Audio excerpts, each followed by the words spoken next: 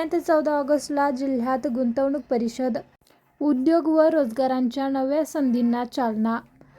जिल्ह्यातील औद्योगिक विकासाला गती देण्यासाठी, स्थानिक तरुणांना रोजगाराच्या नवीन संधी उपलब्ध करून देण्यासाठी तसेच जिल्ह्यात नाविन्यपूर्ण उद्योग व गुंतवणुकीची दारे खुली करण्याच्या उद्देशाने बुलढाणा जिल्हा गुंतवणूक परिषद 2026 आयोजित करण्यात आली आहे.